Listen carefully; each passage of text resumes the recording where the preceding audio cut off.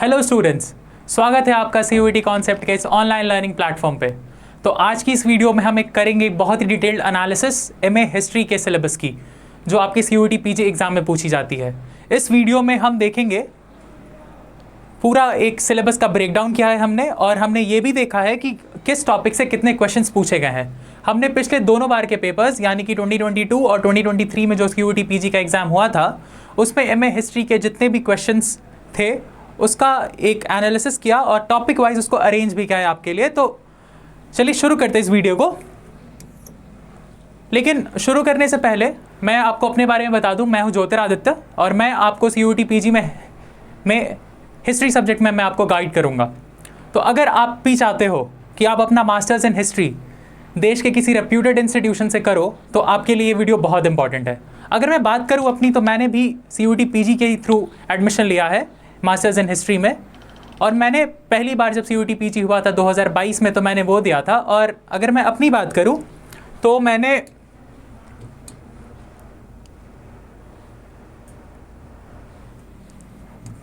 JNU के लिए apply किया था, BHU के लिए अप्लाई किया था, सेंट्रल यूनिवर्सिटी ऑफ हैदराबाद और DU के लिए अप्लाई किया था। JNU में आप जान लीजिए मेरी रैंक 24 थी, BHU में मेरी रैंक 8 थी, सेंट्रल यूनिवर्सिटी ऑफ हैदराबाद में मेरी रैंक 5 थी, और DU जिसने 2022 में अलग एग्जामिनेशन लिया था उसमें मेरी रैंक 31 थी। तो ओवरऑल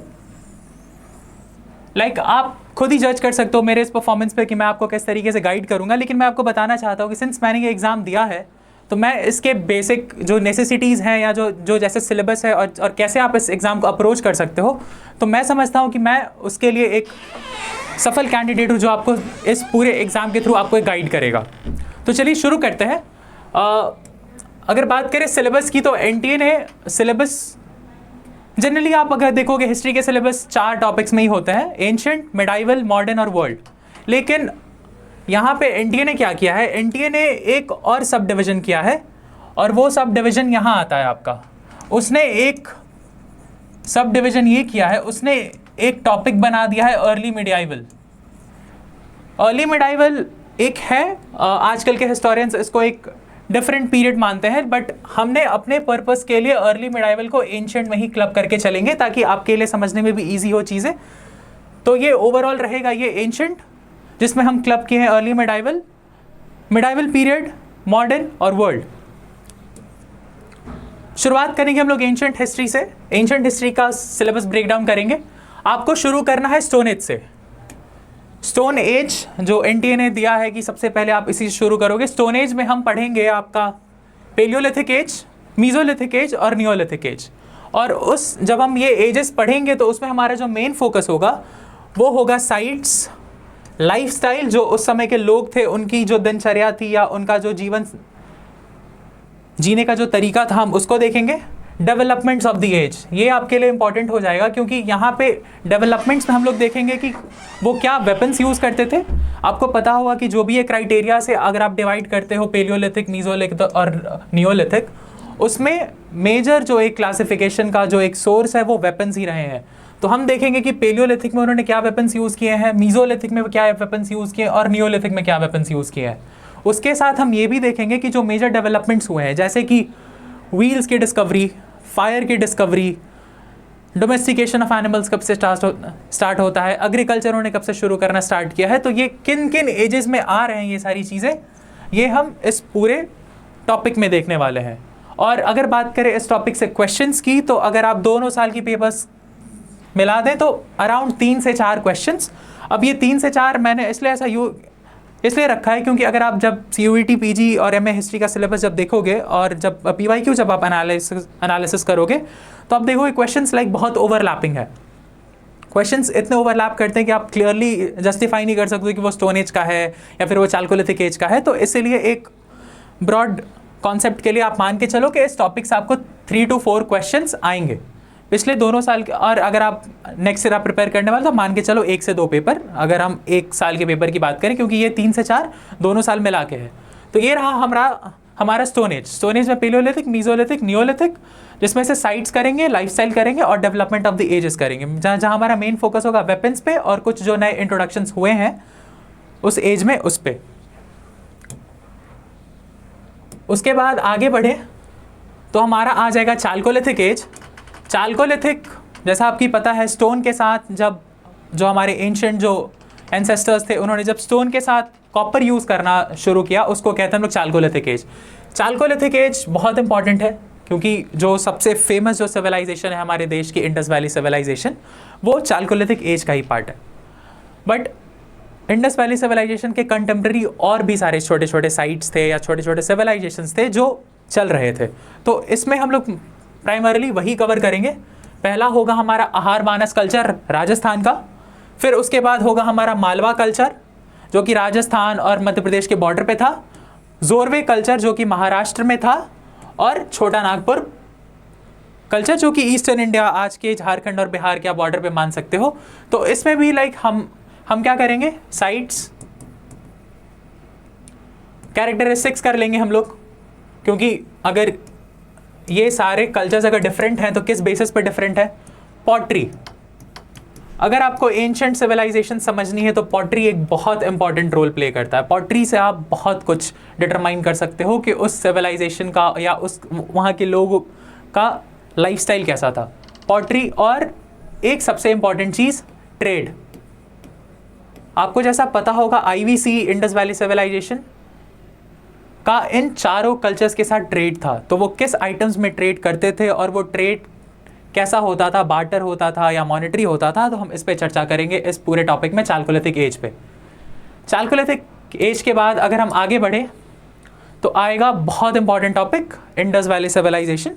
हाँ अच्छा, पीछे हमने वो डिस्कस नहीं किया। अगर आप देखोगे कि चाल्कोलिथिक एज से कितने क्वेश्चंस पूछे जा रहे हैं हर साल, तो आप मान के चलो 1 से 2 क्वेश्चंस, ये 2 से 3 2022 और 2023 मिला के है, तो अगर आप मान के चलो तो एक क्वेश्चन आने की प्रोबेबिलिटी बनती है चाल्कोलिथिक एज से। नेक्स्ट आएगी इंडस वैली सिविलाइजेशन, बहुत इंपॉर्टेंट। अगर आप किसी भी चीज़ की तैयारी कर रहे हो इंडस वैली सिविलाइजेशन के बिना, आप हिस्ट्री के पेपर को इनकम्प्लीट मानोगे। इसमें हम लोग देखेंगे साइट्स, सबसे इंपॉर्टेंट एक्सकवेशंस में हम देखेंगे उनको लाइक आर्कियोलॉजिस्ट कौन थे जिन्होंने साइट्स को एक्सकावेट किया। उसके बाद सोसाइटी, लाइफस्टाइल, लोगों का रहन सहन कैसा था, लोग क्या पहनते थे, वो कितने गहने यूज़ करते थे, क्या क्या कमोडिटीज़ यूज़ करते थे, वो सब हम लोग इस टॉपिक में देखेंगे। उसके बाद एडमिनिस्ट्रेशन, जैसा कि आप लोगों को पता है इंडस वैली सिविलाइजेशन जो कि एक बहुत वेल मेंटेन्ड सिविलाइजेशन थी आज से करीब 4 से 5 हज़ार साल पहले, बट आज तक अगर हम बात करें उसके एडमिनिस्ट्रेशन की, तो कोई एक क्लियर एविडेंस नहीं है कि उस पूरे सिविलाइजेशन को एडमिनिस्टर कैसे किया जाता था। कुछ लोग कहते हैं कि राजा थे, कुछ लोग कहते हैं कि प्रीस्ट किंग्स थे, कुछ लोग कहते हैं कि ओलिगार्की चल रही थी। तो ये सारे थियोरीज हम लोग इसमें डिस्कस करेंगे एडमिनिस्ट्रेशन में, क्योंकि अभी भी हमारे पास कोई एक कंक्लूसिव एविडेंस नहीं है जिसमें हम ये कह सकें कि इंडस वैली सिविलाइजेशन एक मोनार्की थी, रिपब्लिक थी या ओलिगार्की थी, कुछ नहीं कह सकते। फिर बहुत इंपॉर्टेंट टाउन प्लानिंग, जिसके लिए IVC जाना जाता है अपने टाउन प्लानिंग के लिए। टाउन प्लानिंग में हम मेजरली मोहनजोदारो देखेंगे, और उसके बाद कुछ टाउन जिसके कुछ अलग कैरेक्टरिस्टिक्स है, जैसे लोथल आप कर लो, वहाँ पे आपको डॉकयार्ड मिला है। धौलावीरा कर लो, वहाँ पे आपको वाटर रिजर्वॉयर्स मिले हैं। आप बनावली कर लो, वहाँ पे वो जो डिवीज़न है लोअर टाउन और अपर टाउन का, वो है ही नहीं।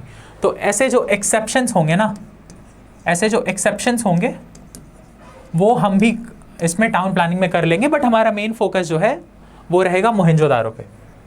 फिर उसके बाद जैसा कि मैंने पीछे भी बताया था, ट्रेड रिलेशंस यहाँ पे हम डोमेस्टिक ट्रेड, जो कि पिछले स्लाइड में जो हमने चाल्कोलिथिक कल्चर्स देखा था उनके साथ होगा, और इंटरनेशनल रिलेशंस भी, जैसा कि आपको पता ही होगा ये लोग मेसोपोटामिया के साथ, ओमान के साथ, बहरीन के साथ ट्रेड करते थे, और हमें इनके एविडेंसेस भी मिले हैं क्योंकि इनकी पोट्री और इनके सील्स आपको उस सारे जगहों पे देखने मिलेगी। तो ट्रेड रिलेशंस हम करेंगे इसमें। उसके बाद theories of decline, Indus valley civilisation ख़त्म क्यों होता है, ये सभ्यता जो इतनी डेवलप थी, अपने टाइम से आगे थी, ये डिक्लाइन क्यों की, उसके पीछे भी कई थ्योरीज हैं। क्लाइमेट चेंज होता है, लोग कहते हैं जो सरस्वती रिवर थी उसने अपना डायरेक्शन बदल लिया। मॉनसून का लोग एग्जांपल देते हैं कि मॉनसून थोड़ा सा ईस्ट शिफ्ट हो गया तो ये रीजन पूरा एरिड हो गया। तो ये सारे जो भी थियोरीज हैं डिक्लाइन की, वो भी हम इस टॉपिक में देखेंगे, और इस टॉपिक को बहुत होलिस्टिकली कवर करेंगे क्योंकि एक बहुत इंपॉर्टेंट टॉपिक है। अगर आप क्वेश्चंस देख ले तो 7 से 8 क्वेश्चंस पिछले दोनों साल की बात करें तो 7 से 8 क्वेश्चन, और अगर आप नेक्स्ट ईयर देने वाले हो तो अगर आप 1 साल की बात करोगे तो मान के चलो कि 4 से 5 क्वेश्चन तो आएंगे इस टॉपिक से। वो जैसे भी पूछे बट 4 से 5 क्वेश्चन तो पूछेंगे वो लोग। नेक्स्ट टॉपिक होगा हमारा एंशिएंट में वैदिक एज। अगेन बहुत इंपॉर्टेंट, वैदिक एज जो कि जनरली 2 पार्ट्स में है, ऋग्वैदिक एज और अर्ली वैदिक एज और लेटर वैदिक एज। इसमें अगर आपने पेपर कभी देखा हो तो आपको पता चलेगा कि कंपैरेटिव एनालिसिस देते हैं ये लोग। इसमें कंपेयर करके वो आपको क्वेश्चंस देंगे कि अर्ली वैदिक और लेटर वैदिक में डिफरेंसेस क्या क्या थे।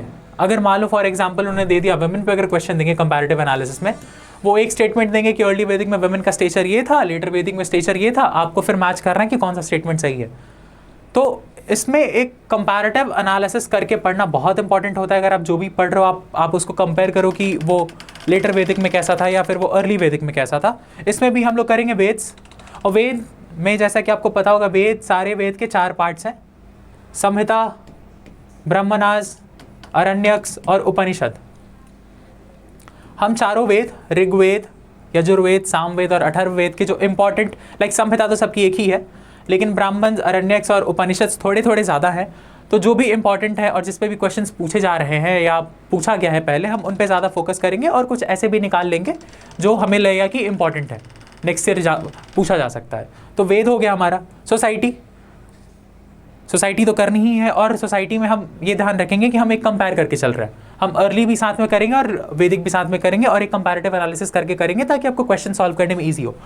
नेक्स्ट कल्चर में जनरली लाइक उनका ट्रेड क्या था, वो क्या थे, लाइक पैस्टोरलिस्ट थे, एग्रीकल्चरिस्ट थे, पॉटरी क्या थी, तो ये आपका कल्चर में आ जाएगा। और जैसे कि मैंने कहा comparative analysis of both the periods, तो ये तो ऑलमोस्ट हम सारे टॉपिक्स में करेंगे, लाइक वेद को बस हटा दिए। तो सोसाइटी कल्चर में हम एक कंपैरेटिव एनालिसिस करके ही चलेंगे क्योंकि क्वेश्चंस वैसे ही आते हैं। बात करें क्वेश्चंस की तो 4 से 5 क्वेश्चन इस टॉपिक पे पूछे गए हैं पिछले 2 सालों में। 1 साल की बात करें तो 2 से 3 क्वेश्चन आप लगा के चलो कि इस टॉपिक से आएगा, तो ये भी टॉपिक आपके लिए थोड़ा सा इंपॉर्टेंट हो जाता है क्योंकि इससे भी 2 से 3 क्वेश्चन आ रहे हैं हर साल। नेक्स्ट है आपका स्टेट फॉर्मेशन इन एंशिएंट इंडिया। जो अर्ली स्टेट फॉर्मेशन हुए, जब लोग एक सेडेंटरी लाइफस्टाइल जीने के लिए आए और उन्होंने जब एक किंगडम बनाना शुरू किया, जैसे आपको पता होगा शुरू में कहते थे जनपद, जहाँ पे लोग सेटल्ड लाइफस्टाइल जीने लगे, क्योंकि आपको पता है अर्ली वैदिक में लोग पैस्टोरलिस्ट थे, वो एक जगह से दूसरी जगह जाते रहते थे, बट लेटर वैदिक तक आते आते वो थोड़े से सेटल्ड हो गए, एग्रीकल्चर पे फोकस करने लगे। तो अब वो लोग जहाँ सेटल हुए उसको कहा गया जनपद मतलब जनता ने जहाँ अपना पद रखा, पाँव, तो वो लोग जहाँ सेटल हुए उस रीजन को कहा गया जनपद। यही जनपद 2-3 जनपद मिलके बड़े हुए और उनको कहा गया महाजनपद। आपको जैसा पता होगा टोटल महाजनपद 16 हैं हमारे एंशिएंट इंडिया में, तो ये अर्ली स्टेट फॉर्मेशन में आते हैं महाजनपद को पढ़ने के लिए हम देखेंगे सोर्सेज जनरली एक बुद्धिस्ट टेक्स्ट है और एक जैन टेक्स्ट है इनके बारे में जानने के लिए। तो हम इन दोनों सोर्सेज को रेफर करके महाजनपद के बारे में पढ़ेंगे। फिर उसके बाद स्टेट्स एंड देयर पॉलिटी से मतलब क्या है कि वो किस टाइप के स्टेट थे। अगर आपको बेसिक भी आइडिया हो तो महाजनपद में आप देखोगे कि कुछ मोनार्कीज थे, कुछ रिपब्लिक्स थे, कुछ ओलिगार्कीज थे। तो हम उस पर देखेंगे कौन से स्टेट क्या थे, मोनार्की थे, रिपब्लिक थे या ओलिगार्की थे। तो हम इस टॉपिक में इस पे फोकस करेंगे कि स्टेट की पॉलिटी क्या थी। उसके बाद diplomatic relations of the janapads. अब डिप्लोमेटिक रिलेशन से कहने का मेरा क्या मतलब है, जो भी महाजनपद्स थे उनके एक दूसरे के साथ कैसे संबंध थे। जैसे आपको पता है मगध, जो कि सबसे बड़ा और सबसे पावरफुल एक महाजनपद बन के उभरता है 5th-6th सेंचुरी तक। इसकी राइवलरी उज्जैन के साथ थी, फिर श्रावस्ती के साथ थी, काशी के साथ भी थी, बट काशी के साथ फिर उन्होंने मैट्रिमोनियल रिलेशंस बना लिए थे। तो वैसे ही हम मेजर कोशिश करेंगे कि जो जितने भी इंपॉर्टेंट महाजनपद से उनके डिप्लोमेटिक रिलेशन, जो उनके आसपास के जनपद से या फिर महाजनपद से उनके साथ उनके रिलेशंस कैसे थे, तो ये भी हम इस चीज़ में कवर कर लेंगे। और बात करें क्वेश्चंस की तो बहुत ज़्यादा तो नहीं, 2 से 3 क्वेश्चंस पिछले 2 साल में इस टॉपिक से पूछे गए हैं। नेक्स्ट अगर आते हैं rise of the ancient Indian empires. अब महाजनपद भी ट्रांसफॉर्म हो गए हैं, महाजनपद ट्रांसफॉर्म होकर एक बड़े एम्पायर्स बन रहे हैं, और उन एम्पायर्स में सबसे पहले हम देखेंगे हरण्यक। हरण्यक या हर्यंग डायनेस्टी, जो कि सबसे पुरानी डायनेस्टी मानी जाती है, जिसके रिटन लाइक हिस्टोरिकल एविडेंसेस हैं। अदरवाइज इससे पहले अगर आप देखोगे तो एक डायनेस्टी आपको मिलती है बृहद्रथ डायनेस्टी, जिसके रूट्स आप महाभारत से ले सकते हो, लेकिन इसके बारे में कुछ हिस्टोरिकल एविडेंस, उतनी मेजर हिस्टोरिकल एविडेंस नहीं है, इसलिए हम स्टार्ट करते हैं हर्यनक से।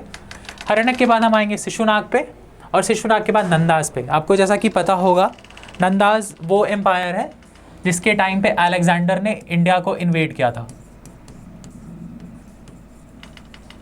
अलेक्जेंडर ने नंदास के लास्ट रूलर धनानंद के टाइम पे ही इंडिया को इन्वेड किया था, और एक रीज़न है जो नेशनलिस्ट हिस्टोरियंस देते हैं कि अलेक्जेंडर नंदास के बड़े आर्मी को देख के वो ईस्ट, जो वो नॉर्थ वेस्ट फ्रंटियर प्रोविंस पे था, उससे वो आगे नहीं बढ़ा, क्योंकि उसकी भी अपनी सेना जो थी वो थक चुकी थी, उसने बहुत बैटल्स करते हुए वो यहाँ तक पहुँचे थे, और अब उनकी हिम्मत नहीं थी कि वो नंद एम्पायर, जो कि बहुत बड़ा एम्पायर था उस टाइम के हिसाब से, और इसकी आर्मी बहुत बड़ी थी, ये इससे पंगा ले सके। तो इसलिए अलेक्जेंडर कहते हैं कि वहीं से वापस लौट गया। तो ये सारे चीज़ हम लोग देखेंगे एम्पायर्स में, और इसमें मेजरली किंग्स, जैसे आपको पता है हर्यनक में हम देखेंगे बिंबिसार, अजातशत्रु और उदयन। शिशुनाग में हम देखेंगे कालाशोक और शिशुनाग फाउंडर और उनके बेटे कालाशोक। नंदास में महापद्मनंद और धनानंद, ये दो इंपॉर्टेंट किंग्स हो जाते हैं जो हम देखेंगे। सिटीज़ देखेंगे, लाइक इनकी कैपिटल्स और इनके ट्रेड रिलेशंस कैसे थे, और एडमिनिस्ट्रेशन, जो कि बहुत इंपॉर्टेंट है। एडमिनिस्ट्रेशन देखेंगे, लाइक इनका एक मिलिट्री क्या थी, या इनका गवर्न करने का तरीका क्या था, तो ये हम देखेंगे इस टॉपिक में। अगर नेक्स्ट बात करें age of religion, age of religion में ये थोड़ा सा फिलोसॉफिकल टॉपिक हो जाएगा आपके लिए, क्योंकि इसमें हम कवर करेंगे ऑर्थोडॉक्स स्कूल्स, जिसमें इंडियन स्कूल ऑफ फिलोसफी आएगी। अगर आपको पता हो तो टोटल 6 स्कूल ऑफ फिलोसफी है इंडियन स्कूल ऑफ फिलोसफी में। न्याय फिलोसफी, वैशेषिका, सांख्य, योग, मीमांसा, वेदांता। तो ये 6 फिलोसफीज़ हम ऑर्थोडॉक्स स्कूल में पढ़ेंगे। ऑर्थोडॉक्स इसलिए कहते हैं क्योंकि ये इन्होंने वेदों को ही बेस रख के अपनी फ़िलासफ़ी डिफ़ाइन की थी। दूसरी अगर बात करें तो अनऑर्थोडॉक्स इसलिए क्योंकि ये वेदों से थोड़ा सा हट के, जो एक सेट पैरामीटर्स थे वेद्स उस टाइम के, उससे थोड़ा सा हट के इन्होंने अपनी फ़िलासफ़ीज़ दी, इसलिए इनको अनऑर्थोडॉक्स कहते हैं। और इसमें मेजरली हम पढ़ेंगे बुद्धिज़्म, जैनिज़्म। ये दोनों टॉपिक तो हम काफ़ी डिटेल में करने वाले हैं। अगर देखा जाए वो 6 और इधर जो 4 हैं, उनमें सबसे ज़्यादा इंपॉर्टेंट टॉपिक ये बुद्धिज़्म और जैनिज़्म ही है। उसके बाद आजीविका सेक्ट, जिसका जिक्र मिलता है आपको मॉडर्न एज के टाइम, बिंदुसार और अशोका के टाइम। और उसके बाद लोकायत जिसके फाउंडर चार्वाक रहे हैं, और इसको एक मटेरियलिस्टिक फ़िलासफ़ी भी कही जाती है। तो ये 4 हम कवर करेंगे अनऑर्थोडॉक्स स्कूल के अंदर, और ये 6 कवर करेंगे हम ऑर्थोडॉक्स स्कूल के अंदर, और जिसमें हमारा प्राइम फोकस होगा बुद्धिज़्म और जैनिज़्म, क्योंकि बहुत इंपॉर्टेंट टॉपिक है। अगर आप क्वेश्चंस के नंबर भी देख पाओ तो 8 से 9 क्वेश्चन इस टॉपिक से पूछे जाते हैं, जहाँ से मेजरली जो क्वेश्चंस बनते हैं वो इन्हीं 2 टॉपिक से बनते हैं, बुद्धिज़्म और जैनिज़्म से। तो बहुत इंपॉर्टेंट ये टॉपिक हो जाता है आपके सिलेबस में। नेक्स्ट अगर बात करें, again very important, modern age. अगर आप इंडिया की पॉलिटिकल हिस्ट्री पढ़ना चाहते हो तो आप इस एम्पायर को छोड़ ही नहीं सकते। मॉडर्न एज में हम देखेंगे किंग्स, जनरली चंद्रगुप्त मौर्य, उनके बेटे बिंदुसार और उनके बेटे अशोक। उसके बाद कुछ लेसर नोन मॉडर्न किंग्स को भी हम पढ़ेंगे। एडमिनिस्ट्रेशन देखेंगे। एडमिनिस्ट्रेशन पढ़ने के लिए हम मेन फोकस करेंगे अर्थशास्त्र पे। अर्थशास्त्र जो कि कौटिल्य ने लिखा था, हमारा प्राइम फोकस ये होगा कि गवर्न कैसे करते थे, स्पाई सिस्टम क्या था, मिलिट्री क्या थी, वो सिटीज़ अपने कैसे गवर्न करते थे। तो उसमें ये आ जाएगी। सोसाइटी पढ़ना ज़रूरी है, लोग कैसे थे, लोगों का बिहेवियर क्या था, लोग की प्राइमरी ऑक्यूपेशन क्या थी, ट्रेड्स कहाँ क्या कैसे करते थे वो। सोर्सेज अगेन अर्थशास्त्र, कौटिल्य का अर्थशास्त्र बहुत इंपॉर्टेंट है। इंडिका, मेगास्थेनिस जो कि एक ग्रीक एम्बेसडर थे चंद्रगुप्त मौर्य के कोर्ट में, तो इंडिका हो जाएगी। उसके बाद मुद्र राक्षस विशाखा दत्ता की लिखी हुई किताब है, जिसमें उन्होंने जनरली डिस्कस किया है कि कैसे चंद्रगुप्त मौर्य ने नंद के जो आखिरी रूलर थे धनानंद, उनको हटा के गद्दी पाई, मगध की गद्दी जो पाई है, उसका जिक्र है मुद्र राक्षस में। और उसके बाद बहुत important, exam point of view से बहुत इंपॉर्टेंट जो चीज़ आती है वो अशोका के स्टोन और पिलर इंस्क्रिप्शंस। अशोका के स्टोन और पिलर इंस्क्रिप्शंस बहुत इंपॉर्टेंट होते हैं। अगर आप कोई भी एग्जाम देख लो तो इससे क्वेश्चंस आने की पूरी प्रोबेबिलिटी है। और अगर आप नंबर ऑफ क्वेश्चंस भी देखो तो बहुत ज़्यादा, 11 से 12 क्वेश्चंस पूछे जा रहे हैं इस पूरे टॉपिक से। पिछले 2 सालों की बात करें तो अगर आप पर ईयर बात करो तो आप मान के चलो कि लाइक 5 से 6 क्वेश्चंस तो इस टॉपिक से आएंगे ही आएंगे। तो ये बहुत इंपॉर्टेंट टॉपिक हो जाती है अगर आप नेक्स्ट साइकिल प्रिपेयर कर रहे हो तो।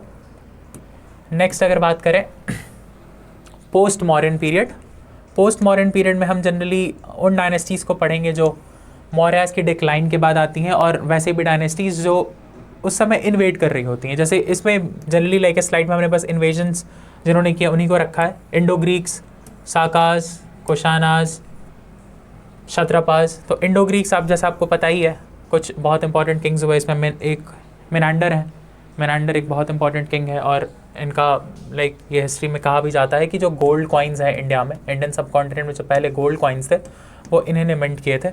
उसके बाद साकाज हैं, क्षत्रपास हैं और कुशानाज हैं। कुशानाज अगेन वेरी इंपॉर्टेंट हो जाएगी आपके लिए क्योंकि इनके टाइम एक बुद्धिस्ट काउंसिल भी हो रही है और ये थोड़े से इंडियनाइज हो गए थे। अगर बात करें इन दोनों की, इन दोनों तो फिर भी इन्होंने अपना जो बेसिक जो रूट है उसको मेंटेन करके रखा था, बट कुशानाज प्रॉपरली देखा जाए तो इंडियनाइज हो गए थे क्योंकि इसके जो लेटर रूलर्स हैं आप उनके नाम देख लो, वसुदेव नाम आएगा, वशिष्ठ का नाम आएगा, तो ये सारे इंडियन नेम्स थे, तो ये टोटली इंडियनाइज हो चुके थे। बात करें क्षत्रपा की, क्षत्रपा में हमें जनरली बस एक रूलर को पढ़ना होगा, रुद्रदमन।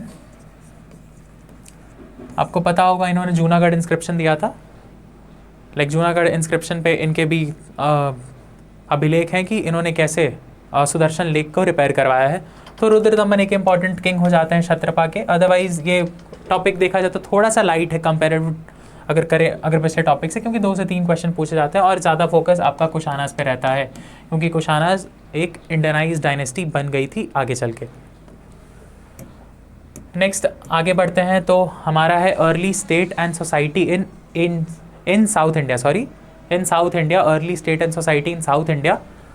तो अगर इसमें देखें हम करेंगे खारवेल्स को, खारवेल जो कि उड़ीसा और कलिंग के रूलर्स थे। उसके बाद सातवाहनास जिन्होंने डेक्कन को रूल किया है मौर्यंस के बाद, एक बहुत प्रोमिनेंट डायनेस्टी बन के उभरते हैं ये। और संगम एज बहुत इंपॉर्टेंट, संगम एज जहाँ पे मदुरई में जो पोएट्स थे या जो ऑथर्स थे वो बैठते थे और अपने वर्क को डिस्कस करते थे, उसको कहा गया है संगम। 3 संगम हुए थे, जैसा कि यहाँ पे आपको मेंशन मिलेगा, 3 संगम हुए थे। उसमें हम देखेंगे लिटरेचर, कौन कौन से लिटरेचर कंपाइल हुए, जैसे आपने सुना होगा तोलकापियम, तोलकापियम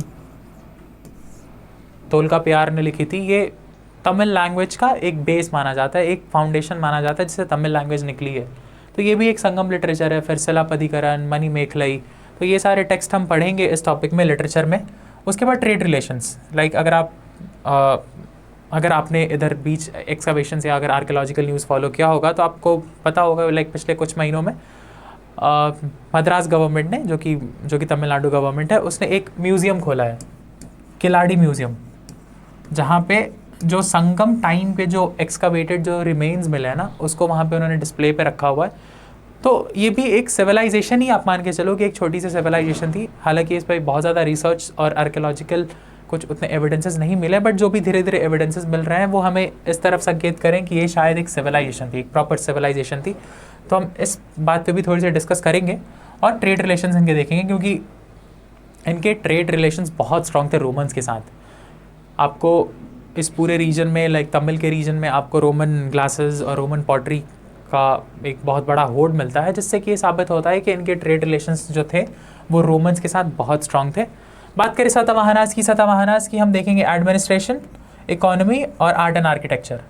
साथ साथ खारवेल्स की भी हम लोग यही देखेंगे। और एक चीज़ जो यहाँ पे रह गई है वो होगा इंस्क्रिप्शंस।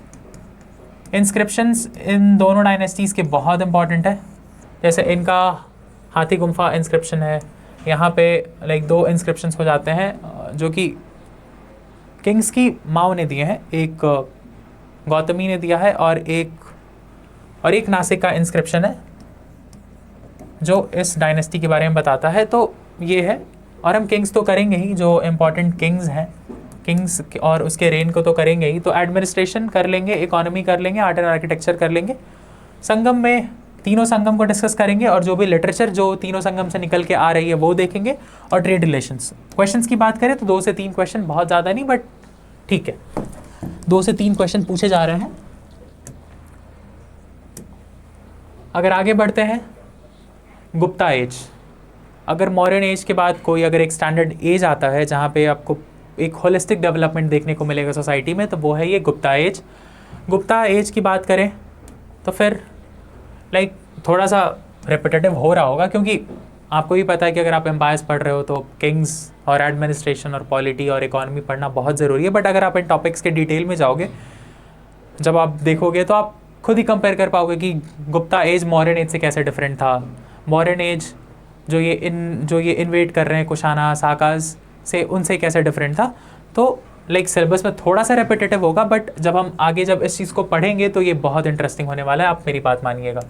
किंग्स करेंगे, एडमिनिस्ट्रेशन करेंगे, सोसाइटी करेंगे, लेटर गुप्ताज और trade and the reasons of decline. जैसे कि आपको पता है गुप्ता एम्पायर डिक्लाइन कर जाती है जनरली चंद्रगुप्त II के बाद, और स्कंदगुप्त और कुमारगुप्त थोड़े से इंपॉर्टेंट रूलर्स होते हैं, लेकिन उसके बाद एक प्रॉपर एक डिक्लाइन पे आ जाती है गुप्ताज। और लोग कहते हैं कि उनका ट्रेड जो था वो बहुत कम हो गया था, क्योंकि वेस्टर्न बॉर्डर्स पे थोड़े से डिस्टर्बेंसेस हो रहे थे, हुन्स का इन्वेजन हो रहा था, आपस में भी नहीं बन रही थी। तो ये सारे जो भी थियोरीज़ हैं, जो भी रीजंस हैं डिक्लाइन के, वो हम देखेंगे इस टॉपिक में, और इसको भी बहुत होलिस्टिकली कवर करेंगे। और हाँ, बहुत इंपॉर्टेंट गुप्ताज इसलिए भी हो जाते हैं क्योंकि अगर आप नंबर ऑफ़ क्वेश्चंस बात करेंगे, 13 से 14 क्वेश्चंस पिछले 2 सालों में इस टॉपिक से पूछे गए हैं। अगर आप 1 साल की बात करें तो 7 से 8 क्वेश्चन आप मान के चलो, 7 से 8 क्वेश्चन, यानी 7 4 are 28 to 32 मार्क्स ये टॉपिक आपको अकेले दिलवा सकता है। तो उस हिसाब से देखा जाए तो ये बहुत इंपॉर्टेंट टॉपिक हो जाएगी आपके लिए। नेक्स्ट अगर आगे बढ़े, गुप्तास के बाद आएंगे regional states during Gupta period. इसमें आपके जो भी छोटे मोटे जो कंटेम्प्रेरी जो किंगडम्स थे, जो गुप्ता टाइम के जो कंटेम्प्रेरी थे, हमें उसको पढ़ना है। कदम्बाज हो जाएंगे, पल्लवाज हैं, चालुक्याज और बादामी। पल्लवाज और चालुक्याज इसमें फिर बहुत इंपॉर्टेंट हो जाएंगे। और एक और जो आप लोग पढ़ते होंगे अगर आप कंटेम्प्रेरी गुप्ता किंगडम्स के बारे में बात करो, वकाटक्स के साथ गुप्तास के मैट्रिमोनियल रिलेशंस थे, तो हम इन्हें भी पढ़ेंगे, वकाटक्स को भी पढ़ेंगे। बट उसके साथ कदम्बाज करेंगे हम लोग, पल्लवाज करेंगे, और चालुक्याज ऑफ बादामी बहुत इंपॉर्टेंट हो जाएगी चालुक्याज, क्योंकि एक बहुत डोमिनेंट डायनेस्टी बन के उभरती है जब गुप्ताज जब डिक्लाइन करते हैं। तो और इसके भी 2 ब्रांचेस हम पढ़ेंगे, एक लता के चालुक्याज, लता या फिर आप कल्याणी कह लो, जो कि ये गुजरात में चले गए थे, वहाँ के चालुक्याज, और एक वेंगी के चालुक्याज। तो ये 2 ब्रांचेस भी हम देखेंगे चालुक्याज के, क्योंकि इनका जो डोमिनेंट ब्रांच है वो बादामी या फिर वातापी वाला है। बट ये लेटर स्टेज में 2 ब्रांचेस में डिवाइड हो जाते हैं, एक चालुक्याज ऑफ लता और चालुक्याज ऑफ कल्याणी, और एक चालुक्याज ऑफ वेंगी।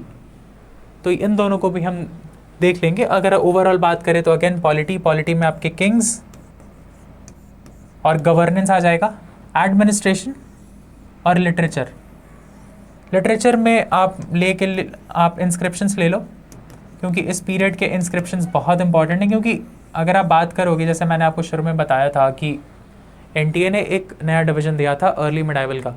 तो अर्ली मिडाइवल वो इसलिए होता है क्योंकि वहाँ पे आपको एक ट्रांजिशन देखने को मिलती है एंशिएंट से मिडाइवल के बीच का, एक वो ट्रांजिशन फेज है जहाँ पे बहुत सारी चीज़ें का एक्सपेरिमेंट हो रहा होता है, बहुत नई सारी चीज़ें आती हैं।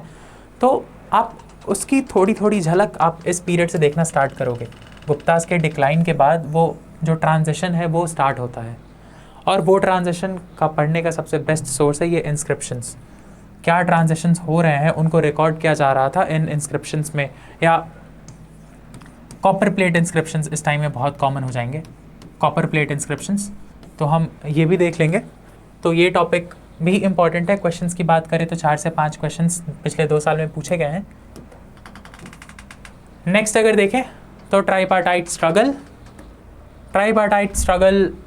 अगर देखें तो ये हो जाएगा आपका कन्नौज के लिए,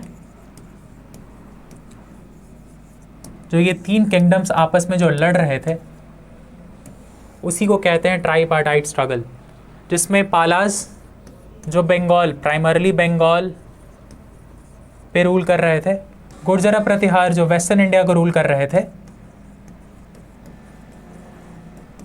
और राष्ट्रकूट जो कि दक्कन और महाराष्ट्र वाले रीजन में रूल कर रहे थे। तो ये तीनों के बीच में एक कांस्टेंट कॉन्फ्लिक्ट आप देखोगे 7th 8th सेंचुरी से, एक कांस्टेंट कॉन्फ्लिक्ट होता है कन्नौज को लेके। जैसा कि आपको पता है पाटलिपुत्रा जो कि गुप्ताज की भी कैपिटल थी, वो अपना इंपॉर्टेंस धीरे धीरे खोने लगती है और कन्नौज एक इम्पॉर्टेंट सेंटर के रूप में उभरता है जो कि पाटलिपुत्रा का जगह लेता है। तो ऐसा माना जाता था कि जो कन्नौज पे रूल करेगा वो पूरे नॉर्थ इंडिया का मास्टर होगा, नॉर्थ इंडिया का मास्टर होगा। तो इसलिए ये तीनों एम्पायर्स आपस में लड़ाई करते हैं कन्नौज के लिए। कभी आप देखोगे पालाज ने गुर्जर प्रतिहारा को हराया, उसने फिर राष्ट्रकूट को हराया, कभी पालाज बैठेंगे कन्नौज पे, कभी गुर्जर प्रतिहार आएंगे, कभी राष्ट्रकूट आएंगे। और इसी बीच आप देखोगे कि चोल्स भी कभी कभी नॉर्थ इंडिया इन्वेट करके, सिंस ये तीनों आपस में लड़ ही रहे होते हैं तो चोल्स को एक अच्छा मौका मिल जाता है कि ये ऊपर जाके इन्वेट करके प्लंडर करके फिर नीचे आके वापस आ जाती थी। तो इस पीरियड में थोड़े से चोल्स के भी जो इन्वेजन्स हुए हैं वो भी हम देख लेंगे। तो ये हो गया ट्राइपार्टाइट स्ट्रगल। इसके बाद बात करें तो चोल्स एक अलग ही एक टॉपिक भी बन के आएगा क्योंकि एक बहुत इंपॉर्टेंट किंगडम थी साउथ इंडिया में, इंपीरियल चोलाज भी आप जिसको कहते हो। सबसे इंपॉर्टेंट हम इनकी विलेज इकोनॉमी देखेंगे। ये अपनी विलेज इकोनॉमी जो कि एक सेल्फ सफिशिएंट इकोनॉमी होती थी इनकी विलेजेस की, एक प्रॉपर एडमिनिस्ट्रेशन, इकोनॉमी, ट्रेड कैसे मैनेज करना, वो सब एक विलेज लेवल पे डिसाइड होता था। तो इसलिए इनकी विलेज इकोनॉमी को बहुत ज़्यादा हाईलाइट किया जाता है हिस्ट्री में, तो उसको हम पढ़ेंगे। सोसाइटी, अगेन सोसाइटी करना ज़रूरी है, और इंस्क्रिप्शंस और किंग्स तो करेंगे ही, किंग्स कहने की बात नहीं है, किंग्स तो करेंगे, जो भी इंपॉर्टेंट किंग्स हुए और उन्होंने जो भी लड़ाइयाँ लड़ी और उनके टाइटल्स उन्होंने क्या क्या लिए, तो किंग्स तो करेंगे। क्वेश्चंस की बात करें तो 3 से 4 क्वेश्चंस पिछले 2 साल में पूछे गए हैं, बहुत ज़्यादा तो नहीं, बट आप कुछ कह भी नहीं सकते। आपको पता है एनटीए के एग्ज़ाम्स को प्रेडिक्ट करना बहुत ही मुश्किल है, तो कुछ कह नहीं सकते। एक नंबर ऑफ़ क्वेश्चंस तो हमने दे दिया है आपके रेफरेंस के लिए, लेकिन फिर भी 3 से 4 क्वेश्चन इस टॉपिक से। नेक्स्ट अगर बात करें मिसलेनियस टॉपिक्स, मिसलेनियस में मतलब वही, इसमें बेसिकली हमारा जो मेन फोकस होगा वो उस ट्रांजेक्शन को समझने में होगा। ट्रांजेक्शन में सबसे पहले आएगा इंडियन फ्यूडलिज्म, जो लैंड और पीपल का जो रिलेशन था वो एंशिएंट इंडिया में वो कैसे चेंज हो रहा है। और आप देखोगे इस पीरियड में लैंड ग्रांट्स बहुत बढ़ गए हैं। सारे एम्पायर्स लैंड ग्रांट्स दे रहे हैं, और माना जाता है कि सातवाहनाज ने शुरू की थी लैंड ग्रांट्स देना। तो एक, और ये इम्पैक्ट करता है इंडियन फ्यूडलिज्म को। इंडियन फ्यूडलिज्म मतलब एक जो रिलेशन था लैंड और लोगों के बीच और राजा के बीच, उसके रिलेशन को ये थोड़ा सा हैम्पर तो ज़रूर करता है। और इसी ट्रांजिशन को हम कहते हैं अर्ली मिडाइवल। तो इस ट्रांजिशन को हम इस मिसलेनियस वाले टॉपिक में देखेंगे। फिर इमर्जेंस ऑफ राजपूत के इमर्जेंस की जो थ्योरी है, जैसे अग्निकुल थ्योरी है, तो वो हम पढ़ेंगे। और कुछ इंपॉर्टेंट जो राजपूत जो स्टेट्स थे उनके बारे में भी हम देखेंगे इस टॉपिक में। और एक agrarian economy and urban settlement, जो उस समय का जो अर्बनाइजेशन था वो कैसे डिफरेंट था इंडस वैली से, और जो सेकंड अर्बनाइजेशन होता है आपका 5th 6th सेंचुरी BCE में, तो उससे कैसे डिफरेंट था, ट्रेड्स कैसे हो रहे थे इस पूरे पीरियड में। मतलब इस पीरियड में हम किसी डायनेस्टी स्पेसिफिक नहीं पढ़ाई करेंगे, हम एक ओवरऑल एक मान के चलिए आप ब्रैकेट ले लीजिए 200 से 300 सालों का, और इसमें हम देखेंगे कि कैसे ये तीनों चीज़ें डेवलप हो रही हैं या क्या चेंजेस आ रहे हैं। तो इस टॉपिक में मेजर हमारा जो फोकस होगा वो यही होगा। क्वेश्चंस की बात करें तो 3 से 4 क्वेश्चंस इस टॉपिक से पूछे गए हैं पिछले 2 साल में। आने वाले सालों की बात करें तो शायद 1 से 2 या 3 क्वेश्चन आप इस टॉपिक से एक्सपेक्ट कर सकते हो। नेक्स्ट, एंशिएंट हमारा ख़त्म हो गया, अब आते हैं मिडाइवल पे। मिडाइवल में जो हमें पहला टॉपिक करना है वो है दिल्ली सल्तनत। हालांकि दिल्ली सल्तनत से पहले हम एक टॉपिक करेंगे अरब इन्वेजन्स का। अरब इन्वेजन्स भी हम मिडाइवल में लेके चलेंगे, तो अरब इन्वेजन्स कर लेंगे। और उसके बाद गजनवी और घोरी को थोड़ा सा पढ़ लेंगे। और उसके बाद हम आएंगे दिल्ली सल्तनत में। दिल्ली सल्तनत में जैसा कि आपको पता है 5 डायनेस्टीज़ थी डिफरेंट। ममलुक, जिसको स्लेव डायनेस्टी भी कॉमनली कहा जाता है, खिलजीज, तुगलक, सैयद और लोधीज़। तो ये पांचों डायनेस्टी हम पढ़ेंगे one by one. Important Kings और जो भी डेवलपमेंट्स इनके टाइम पे हुए हैं वो देखेंगे। एडमिनिस्ट्रेशन, एक ओवरऑल एडमिनिस्ट्रेशन देखेंगे। मिलिट्री रिफॉर्म्स बहुत इंपॉर्टेंट। और अगर आप अगर आप ओवरऑल अगर रिफॉर्म्स की बात करो, तो यहाँ पे मिलिट्री और मार्केट रिफॉर्म्स आएंगे। और तीन किंग्स बहुत इंपॉर्टेंट होते हैं अगर आपको रिफॉर्म्स पढ़ना है या अगर आपको दिल्ली सल्तनत ओवरऑल पढ़ना है। पहला अलाउद्दीन खिलजी, दूसरा मोहम्मद बिन तुगलक और तीसरा फिरोज शाह तुगलक। तो ये 3 किंग्स के रेंज और इन्होंने क्या क्या रिफॉर्म्स इंट्रोड्यूस किए हैं वो पढ़ना बहुत इंपॉर्टेंट है। आप उसके बिना ये दिल्ली सल्तनत का टॉपिक ख़त्म ही नहीं कर सकते। उसके बाद इक्ता सिस्टम, जो इन्होंने एक सिस्टम डेवलप की, इक्तादारी या इक्ता सिस्टम आप कह लो, हम उसको देखेंगे वो कैसे अलग था। ये बात फिर वही आ जाती है कि ये कैसे लैंड और पीपल के रिलेशन को अफेक्ट करता है। हमारा मेन फोकस ये होगा। अगर कोई भी हम लैंड रेवेन्यू या लैंड सेटलमेंट के बारे में पढ़ेंगे तो हमारा मेन फोकस ये होगा और हम उसको थोड़ा सा कंपेयर करेंगे कि एंशिएंट टाइम्स में कैसा था और चेंजेस क्या आए दिल्ली सल्तनत के टाइम में लैंड और पीपल रिलेशन में, जिसमें इक्ता सिस्टम आप कह लो कि एक इक्ता सिस्टम एक मिलिट्री रिफॉर्म भी था, एक नई चीज़ थी मिलिट्री के लिए भी और लैंड रिलेशंस के लिए भी, टैक्स कलेक्शन में, रेवेन्यू में। तो एक ओवरऑल एक इसका बहुत बड़ा इम्पैक्ट पड़ता है पूरे, अगर बात करें इंडियन सोसाइटी पे। तो एक इक्ता सिस्टम हम करेंगे। और आर्ट एंड आर्किटेक्चर अगर आप देखोगे पांचों डायनेस्टीज़ के थोड़े फीचर्स डिफरेंट थे, उन्होंने थोड़ी चीज़ें इंट्रोड्यूस की, तो उन सारी चीज़ों को भी हम देखेंगे। और नंबर ऑफ़ क्वेश्चन देख लीजिए आप, 15 से 16 क्वेश्चन इस टॉपिक से पूछे जा रहे हैं। तो दिल्ली सल्तनत आपके लिए बहुत इंपॉर्टेंट टॉपिक बन के आता है। दिल्ली सल्तनत बहुत इंपॉर्टेंट टॉपिक होगा क्योंकि 15 से 16 क्वेश्चन, मान के चलिए 7 से 8 क्वेश्चन हर साल इस टॉपिक से पूछे जा रहे हैं। नेक्स्ट अगर बात करें विजयनगर और बहामनी किंगडम्स की, विजयनगर और बहामनी किंगडम्स जो दिल्ली सल्तनत के टाइम पे ही डेक्कन में रूल कर रही होती थी, उनके बारे में हम पढ़ेंगे। सबसे पहले तो उनका राइज, वो कैसे इस्टेब्लिश होती हैं और उनके किंग्स कौन कौन से होते हैं, उनकी सोसाइटी।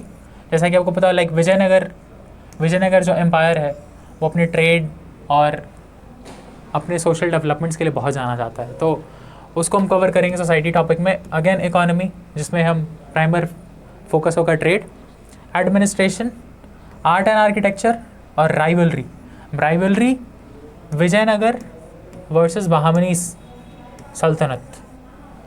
आप देखोगे कि कांस्टेंट राइवलरी चल रही होती है इनकी, क्योंकि दोनों आसपास ही रहते हैं, दोनों के बॉर्डर साथ में रहते हैं, तो एक कांस्टेंट राइवलरी चल रही होती है जो कि फाइनली इन द ईयर 1565 जाके ख़त्म होती है बैटल ऑफ तलीकोटा से। तो ये है, हम इसमें किंग्स देख लेंगे, राइज देख लेंगे, सोसाइटी देख लेंगे, आर्ट एंड आर्किटेक्चर देख लेंगे और इनकी जो राइवलरी चल रही थी वो देख लेंगे। नंबर ऑफ़ क्वेश्चंस की बात करें तो 4 से 5 क्वेश्चन इस टॉपिक पे पिछले 2 साल में पूछे गए हैं।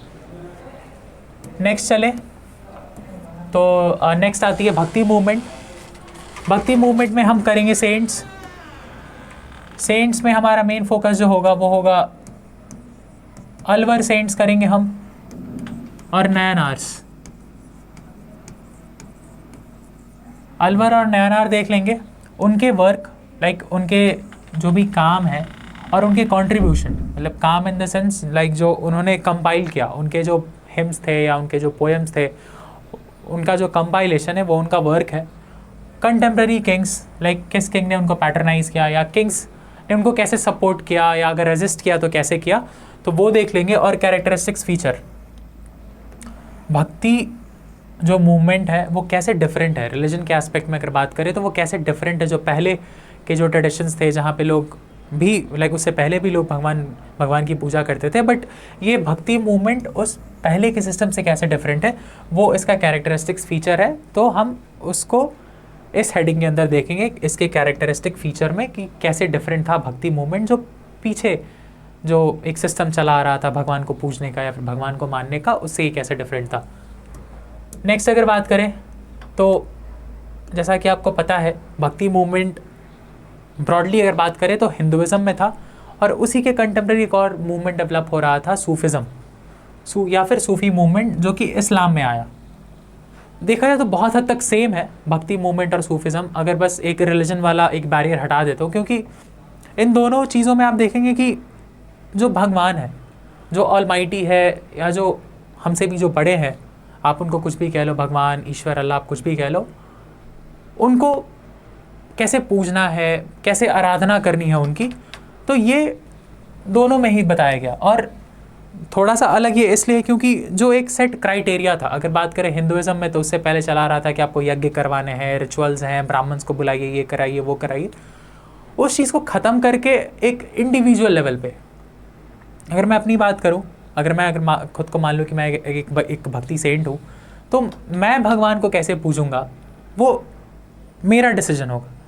हम एक जो सेट क्राइटेरिया है हम उसको फॉलो नहीं करेंगे। वैसे ही सूफिज़म में सिलसिलाज आए, सिलसिलाज ग्रुप ऑफ, लाइक आप कह लो कि एक चेन होती थी, जैसे एक कोई पीर हुआ, उसका शागिर्द, तो ये एक ही फ़िलासफ़ी पे काम करते थे और उनको एक सिलसिला से, जैसे आप मान के चलो चिश्ती, आपने सुना होगा, चिश्ती सिलसिला है, सोहरावर्दी सिलसिला है,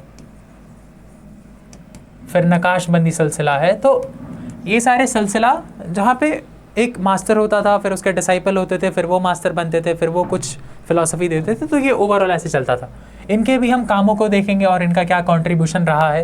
कंटेम्प्रेरी किंग्स जो कि जनरली दिल्ली सल्तनत के सुल्तान्स होंगे, हम उनको देखेंगे, और इनका भी एक कैरेक्टरिस्टिक फीचर, जैसा कि आपको थोड़ा सा एक आइडिया दे ही दिया है कि कैसे ये लोग इंडिविजुअल लेवल पे कैसे भगवान की आराधना करनी है, उस पर इनका मेन फोकस था। तो ये कर लेंगे सूफी मूवमेंट। नेक्स्ट जो आएंगे हम लोग, मुग़ल एम्पायर। मिडाइवल इंडिया में जो दो सबसे इंपॉर्टेंट टॉपिक्स हैं, पहला तो दिल्ली सल्तनत, जो आपने नंबर ऑफ़ क्वेश्चंस देखे थे, और आप इसके भी नंबर ऑफ़ क्वेश्चंस देख लो, 14 से 15 क्वेश्चन पूछे जाएंगे इस टॉपिक से, लाइक पिछले 2 साल में पूछे गए हैं, तो आप मान के चलो 7 से 8 क्वेश्चन हर साल इस टॉपिक से आएंगे। मुग़ल पीरियड में हम देखेंगे बाबर टू औरंगज़ेब, जिनको द ग्रेट मुगल्स कहा गया है, तो इनको तो बहुत डिटेल में करने वाले हैं हम लोग, इनको तो बहुत डिटेल में करेंगे द ग्रेट मुगल्स को। उसके बाद expansion of the Mughal empire, कैसे मुग़ल एम्पायर एक्सपैंड करती है और एक पैन इंडिया एम्पायर बनती है, तो ये देखेंगे। एडमिनिस्ट्रेशन बहुत इंपॉर्टेंट अगेन। पॉलिटिकल डेवलपमेंट, जो कि कहीं ना कहीं एडमिनिस्ट्रेशन में क्लब होके आ जाएगा। सोसाइटी, लिटरेचर इस पीरियड का बहुत इंपॉर्टेंट हो जाएगा, क्योंकि एक आप ट्रेंड देखोगे, पहले के जो लिटरेचर्स थे वो संस्कृत में जनरली होते थे, या अगर आप उससे भी पहले जाओ तो बुद्धिस्ट और जैनिस्ट जो लिटरेचर हैं वो कॉमन जो लोगों की भाषा थी, प्राकृत, पाली, उसमें होती थी। बट अब यहाँ पे एक नया लैंग्वेज उभर के आता है, पर्शियन। तो पर्शियन का डोमिनेंस आप इस पीरियड में देखोगे, जो भी ऑफिशियल डॉक्यूमेंट्स या जो भी ऑफिशियल रिकॉर्ड्स हो रहे हैं वो रिकॉर्ड पर्शियन में हो रहे हैं, तो एक ये पार्ट आ जाएगा। उसके बाद decline of the Mughals, Mughal empire का डिक्लाइन, जो कि माना जाता है कि औरंगज़ेब के बाद 1707 में जब औरंगज़ेब मरता है तो उसके बाद मुगल्स डिक्लाइन पे चले जाते हैं। तो ये देखेंगे कि डिक्लाइन क्यों हो रहा है, डिक्लाइन के रीजंस क्या थे, तो हम इस टॉपिक में वो कवर करेंगे। तो और नंबर ऑफ़ क्वेश्चंस अगेन बहुत इंपॉर्टेंट, 14 से 15 क्वेश्चन पूछे गए हैं पिछले 2 साल में। तो ये हुआ मुग़ल एम्पायर के बाद बात आती है सुर डायनेस्टी की। जैसा कि आपको पता है, सुर डायनेस्टी के बहुत इंपॉर्टेंट किंग शेर शाह सूरी ने 1539 में हुमायूं को इंडिया से खदेड़ दिया था, और दिल्ली की जो गद्दी थी उस पे ये खुद बैठे थे। तो सुर डायनेस्टी का जो एक रेन है 39 से आप लगा लो 55 तक, बहुत इंपॉर्टेंट हो जाती है, क्योंकि शेर शाह सूरी का रेन ही आपस खुद में ही बहुत इंपॉर्टेंट है, क्योंकि इन्होंने बहुत सारे रिफॉर्म्स के लेके आएंगे, जो कि अकबर इनको आगे कंटिन्यू करेगा। तो जो अकबर के जो रिफॉर्म्स थे, माना जाता है कि शेर शाह सूरी के ही रिफॉर्म्स पे उसने आगे काम किया, तो शेर शाह सूरी का रेन बहुत इंपॉर्टेंट हो जाएगा आपके लिए। उसके बाद इनके बेटे इस्लाम शाह सूर नॉट दैट इंपॉर्टेंट, लेकिन फिर भी हम इनको भी पढ़ेंगे।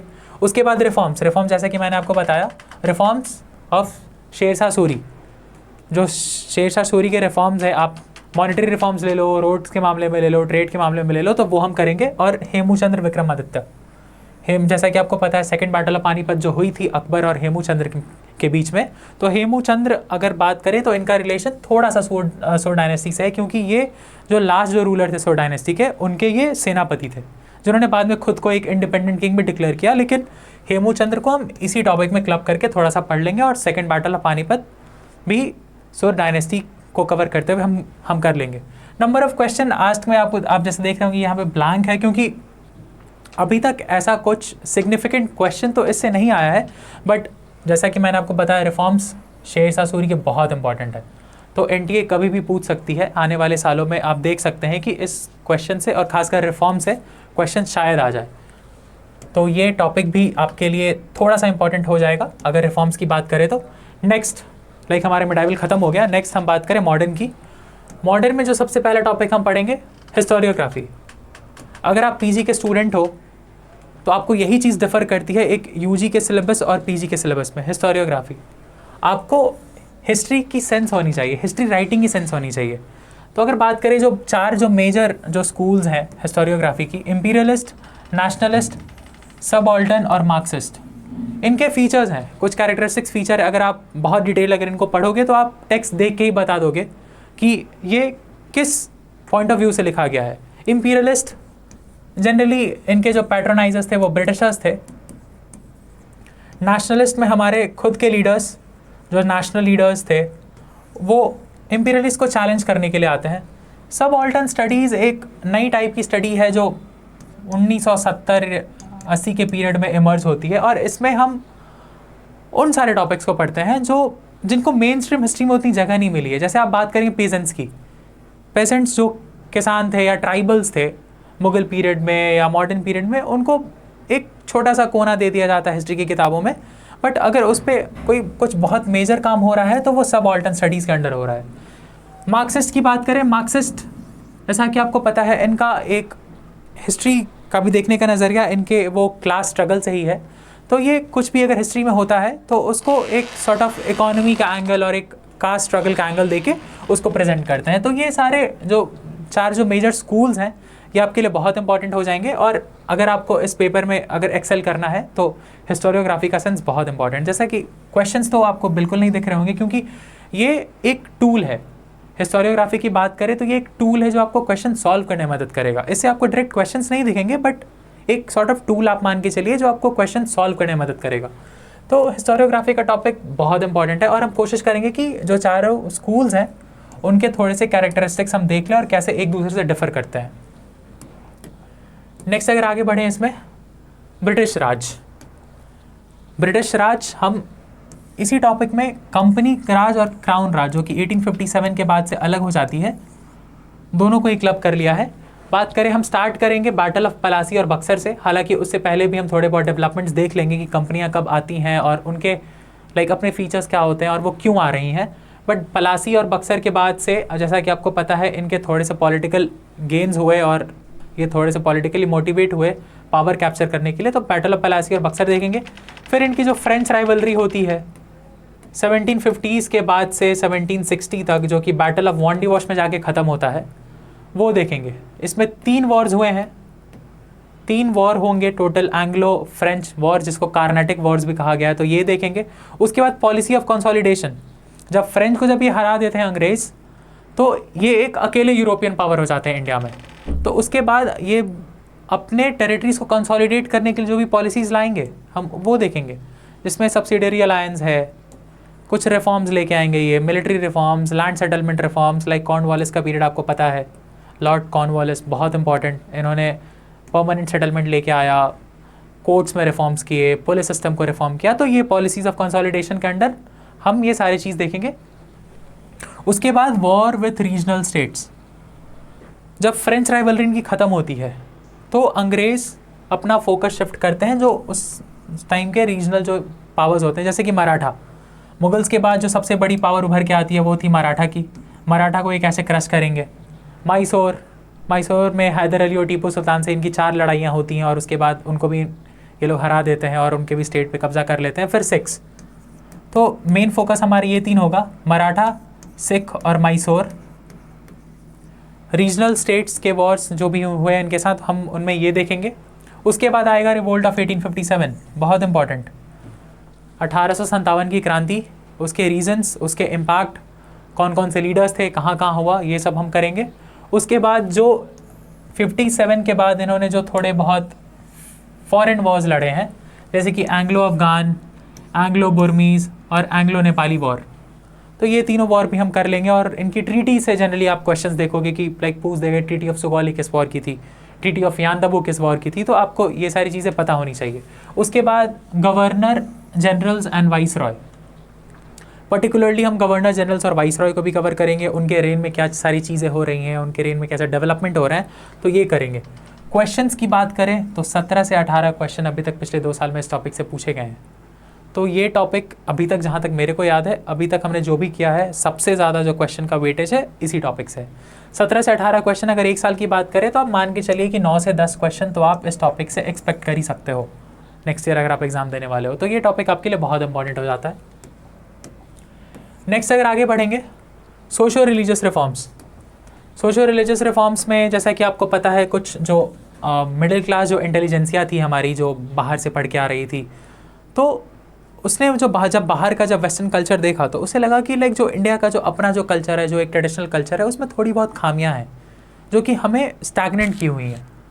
इसीलिए जो वेस्ट के जो कल्चर्स हैं या जो वेस्ट की कंट्रीज़ हैं वो इतने डेवलप कर रहे हैं, तो वो थोड़े बहुत रिफॉर्म्स लेके आएंगे, जिसमें से 3 बहुत इंपॉर्टेंट नाम आएंगे, राजा राम मोहन रॉय, स्वामी दयानंद और ज्योतिबा फूले।